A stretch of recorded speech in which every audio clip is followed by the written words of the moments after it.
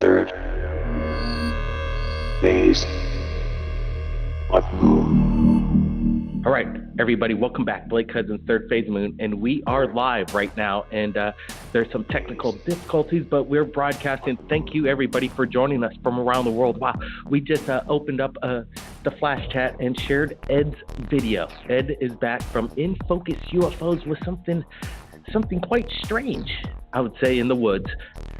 If I were walking in the woods and I came across this, let me tell you, I'd be running the other way. But Ed says that this is Voss's escort ship. Voss is a friend of Ed's. Voss is an alien. And what we're going to be apparently seeing from In Focus UFOs is that we're going to be taken aboard this ominous-looking ship with these cannons looking like things on the top. I don't know what to make of it. We're allowed to share a few clips from In Focus UFOs. To see the entire video, you got to go check out the YouTube channel. But thank you, Ed, for sharing whatever this is. I don't know. It almost looks too good to be true, in my opinion. Could this be some kind of big Hollywood set? I don't know. Ed is Ed. We'll share some of his stuff, but I allow you and the people to decide whatever we're looking at. In my opinion, like I said, if I came across this thing, I'd be running the other way. Now, we got a lot of callers in from around the country, I'd imagine, and they have UFO sightings that they want to share with us. So let's get to that. That's what Third Phase of Moon is all about, getting the callers in. So let's start them. Let's start taking them. Speak up. Yes. Is this Blake? This is Blake. Welcome to the show. We're live. Hi, I would just like to tell you I like your show and your videos. Hey, great. Any UFO sightings? I would like to stay in. Yes. I would like to stay anonymous. I'm a previous government scientist. I used to work for top secret projects in the Nevada Test and Training Range. Well, that's not a problem. We don't have to reveal your name, but we like details. And hey, as long as we're live and people are listening, it flows in real time. So we'd sure like to hear some of the stuff. Go ahead. Yes. I just want to give a brief history of me without getting out too much. In the past, I worked along EG&G Technical Services. Well, not formally JT3, which is Joint Tests and Tactics and Training.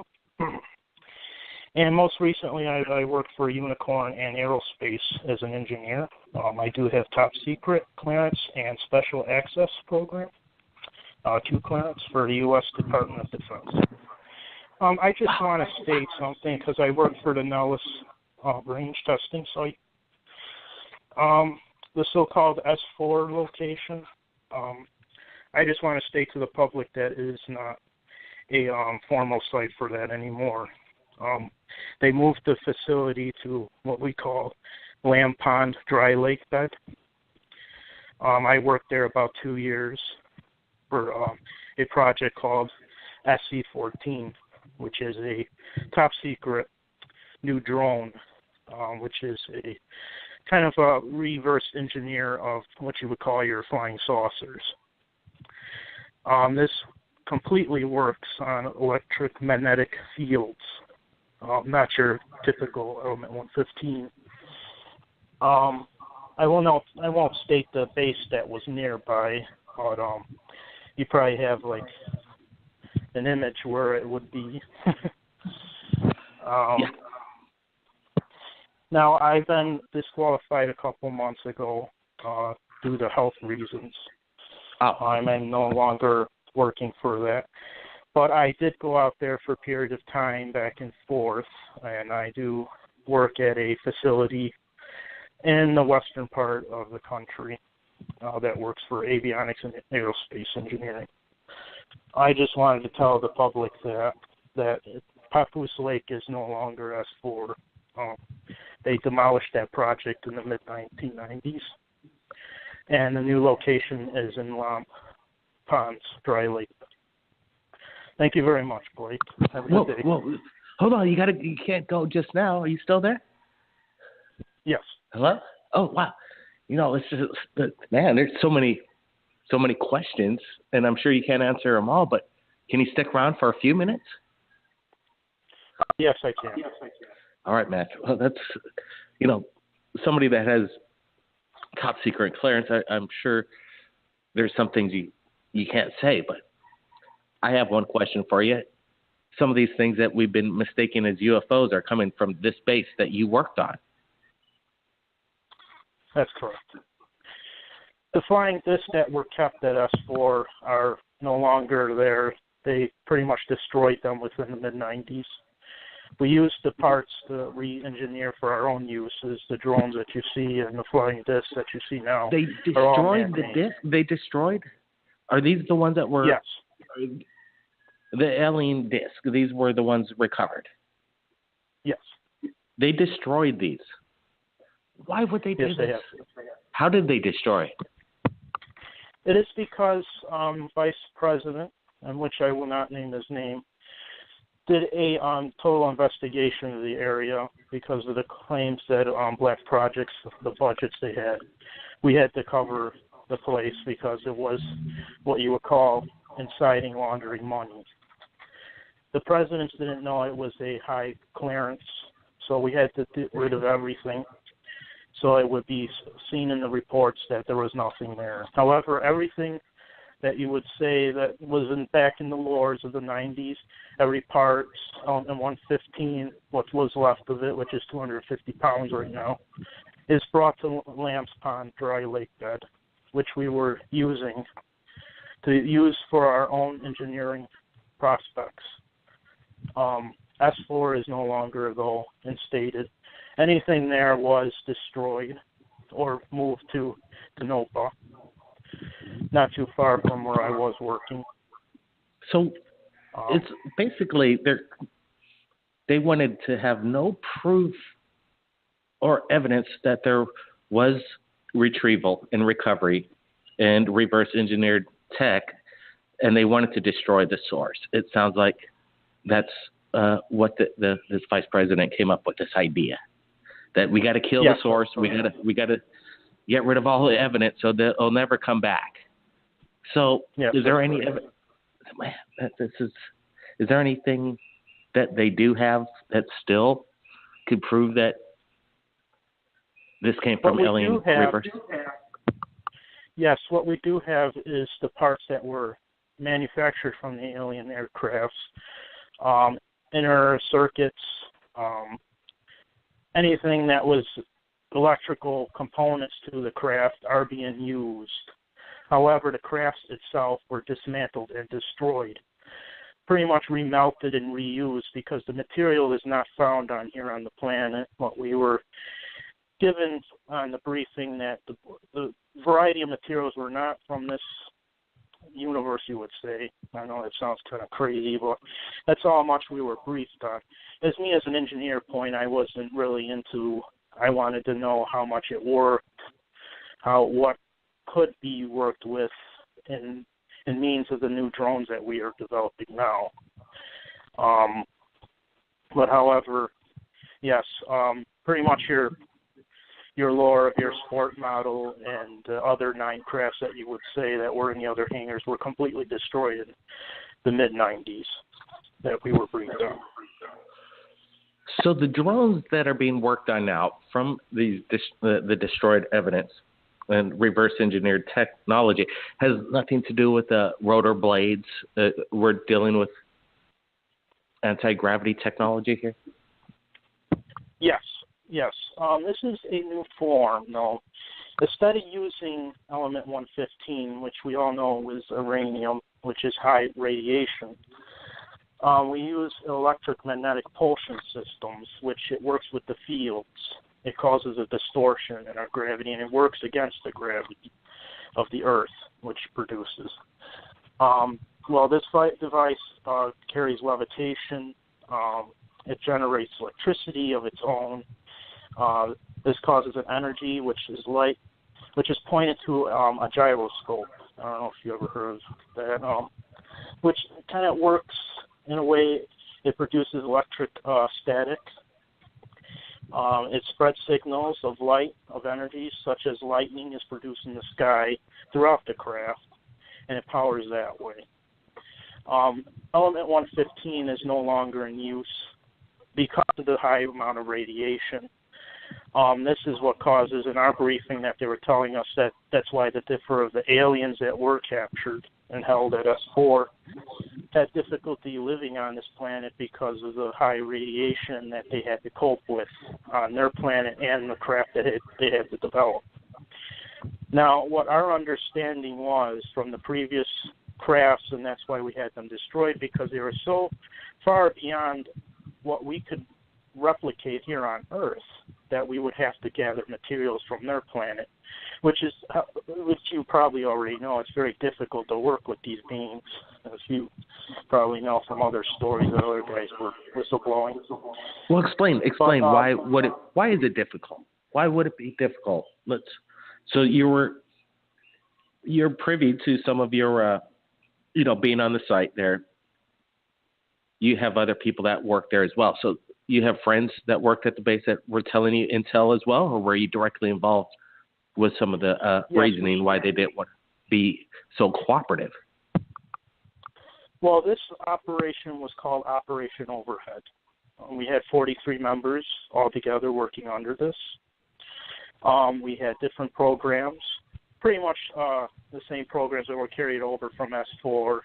However, those programs are so slow in developing that it would be pointless to continue. So what we did was we managed to take the programs that were succeeding, like Project Galileo, and invert that into Operation Overhead.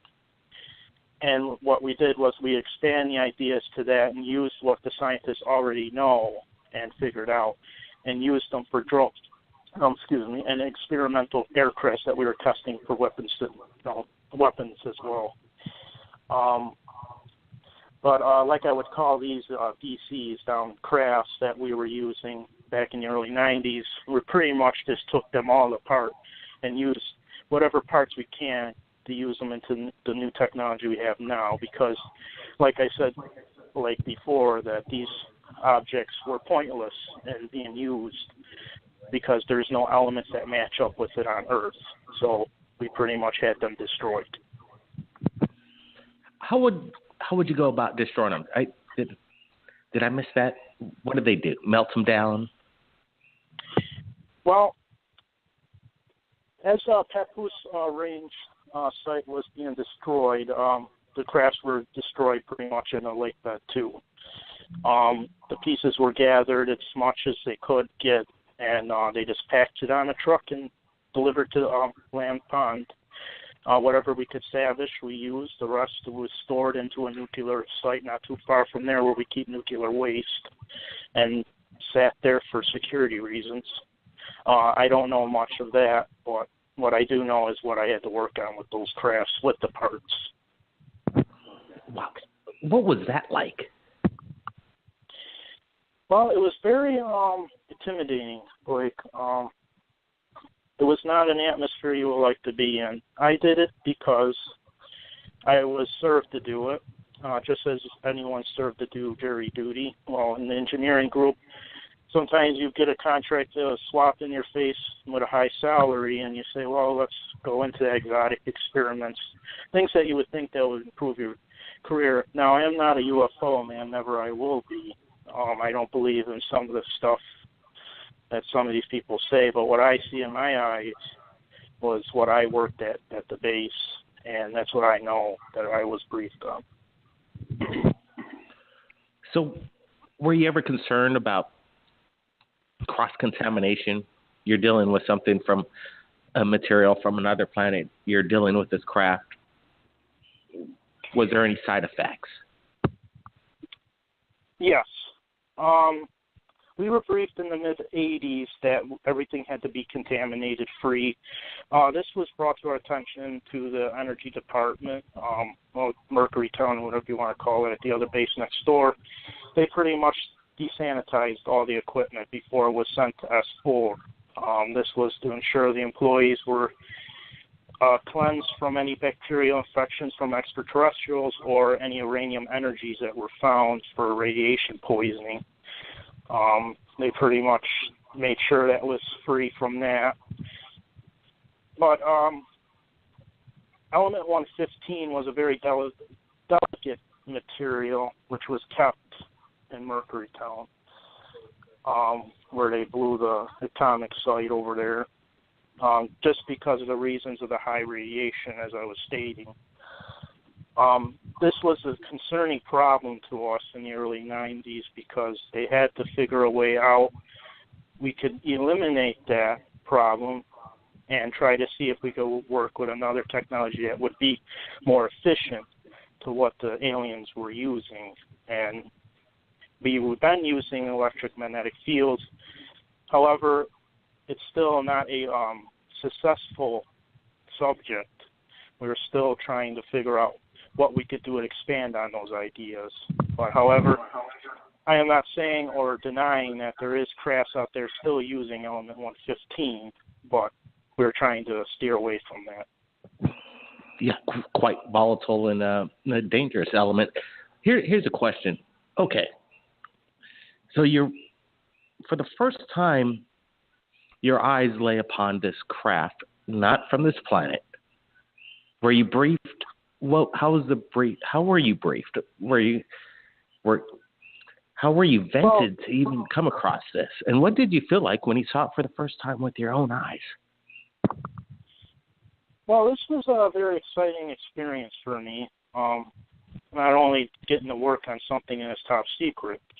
However, as a person would think of things in the past of the stories that were told of the surrounding base, Nevada, on alien crafts and such like that, that kind of was in the back of my mind as well. However, I am a very scientific man.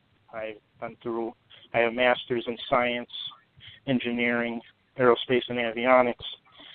But when I approached Lamb Pond Dry Lake Bed, it pretty much looked like a deserted land. It pretty much didn't have anything.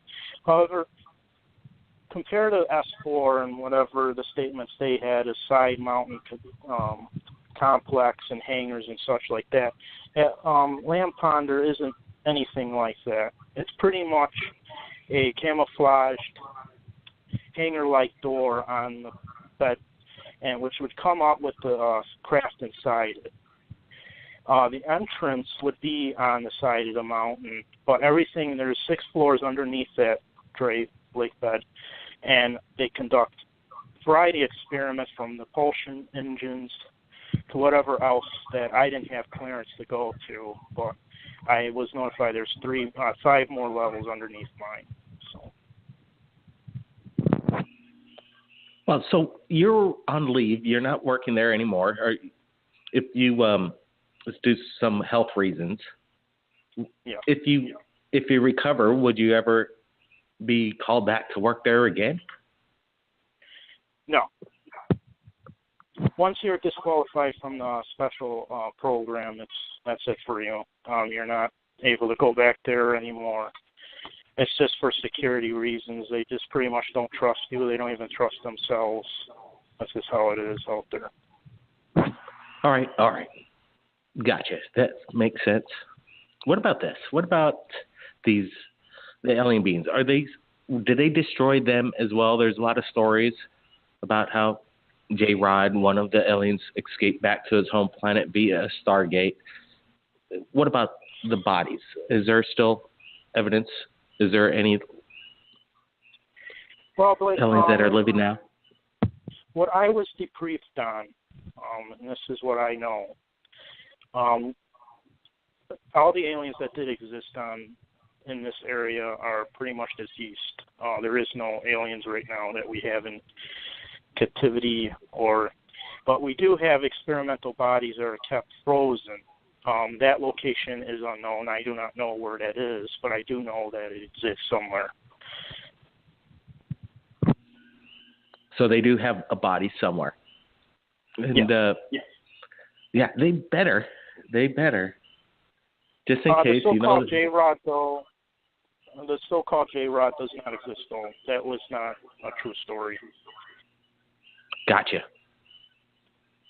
Hey, this is what I'm listening to right now, and I'm so amazed that I'm able to ask questions. It's amazing. If anybody has a question for this anonymous caller, by all means, flash chat it. appreciate you joining us tonight. This is maybe it takes a little bit of guts. We're not going to reveal. I don't see your phone number, how you called in, so I think we're all good here. I know when we get this information. Hey, don't go yet. Man, if you got to go, you got to go. But man, we have more questions for you if you don't mind. I will contact you. I will. Please keep in touch. It's thank you for calling in. Thank you so much. And by any means, anytime. And I'm very sorry about my jittery too. I'm very nervous. This is my first time talking about this. Like I said, I really don't want to disclose anything. I'm calling from an unknown location. I'm making sure of that. But I will contact you if I have any more information or more stories I could tell you. But that's pretty much what I wanted to tell you now and your public that are listening. Wow. Oh, wow. There it is. Lots of courage from the public. Incredible information that I've never heard before. This is a whistleblower beyond comprehension. I've never heard this kind of information. A vice president orders the destruction of these flying discs. Wow. Stay tuned. Blake Cousins, Third Phase of Moon. Man. Who knows what's coming up next? Third Phase of Moon.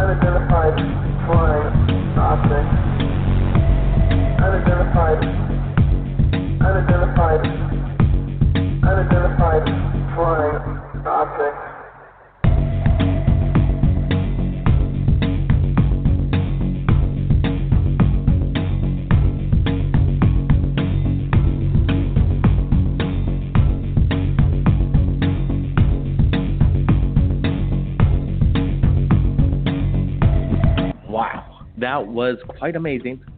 Third Phase Moon, we're back live, and man, that last caller, that's the information I like. And maybe there's people out there that could cross-reference this guy's story. He sounded legit to me. I believe in the people that call in that there's no agenda, there is no reason for them to come out with a story like this. They just want to get it out to the world. We hope that caller calls in one of these days or contacts me. I want to get more information because that was, in my opinion, straight from the source. And apparently there's a new location for the experimental craft known as Area 51, and he gave us that source. Quite amazing. Let's get to it. Let's bring in some callers here. They've been hanging on for a while. Let's bring them in. Thanks, everybody, for joining us right here at Third Phase of Moon. And hey, as long as we're live and people are listening, it flows in real time. So we'd sure like to hear some of the stuff. Go ahead. Yes. I just want to give a brief history of me without getting out too much. In the past, I worked along EG&G Technical Services, well, not formally JT3, which is Joint Test and Tactics and Training. And most recently, I worked for Unicorn and Aerospace as an engineer. I do have top secret clearance and special access program, Q clearance for the U.S. Department of Defense. I just want to state something because I work for the Nellis range testing site. The so-called S4 location, I just want to state to the public that it is not a formal site for that anymore. They moved the facility to what we call Lamb Pond Dry Lake Bed. I worked there about 2 years for a project called SC-14, which is a top secret new drone, which is a kind of a reverse engineer of what you would call your flying saucers. This completely works on electromagnetic fields. Share with us. So let's get to that. That's what Third Phase of Moon's all about, getting the callers in. So let's start them. Let's start taking them. Speak up. Yes. Is this Blake? This is Blake. Welcome to the show. We're live. Hi. I would just like to tell you I like your show and your videos. Hey, great. Any UFO sightings? I would like to stay in. Yes. I would like to stay anonymous. I'm a previous government scientist. I used to work for top secret projects in the Nevada Test and Training Range. Well, that's not a problem. We don't have to reveal your name, but we like details. I suppose is that that we're going to be taking aboard this ominous-looking ship with these cannons looking like things on the top. I don't know what to make of it. We're allowed to share a few clips from In Focus UFOs. To see the entire video, you got to go check out the YouTube channel. But thank you, Ed, for sharing whatever this is. I don't know. It almost looks too good to be true, in my opinion. Could this be some kind of big Hollywood set? I don't know. Ed is Ed. We'll share some of his stuff, but I allow you and the people to decide whatever we're looking at. In my opinion, like I said, if I came across this thing, I'd be running the other way. Now, we got a lot of callers in from around the country, I'd imagine, and they have UFO sightings that they want to. Third phase of moon. All right, everybody, welcome back. Blake Cousins, Third Phase of Moon, and we are live right now, and there's some technical difficulties, but we're broadcasting. Thank you, everybody, for joining us from around the world. Wow, we just opened up the flash chat and shared Ed's video. Ed is back from In Focus UFOs with something quite strange, I would say, in the woods. If I were walking in the woods and I came across this, let me tell you, I'd be running the other way. But Ed says that this is Voss's escort ship. Voss is a friend of Ed's. Voss is an alien, and what we're going to be apparently seeing from In Focus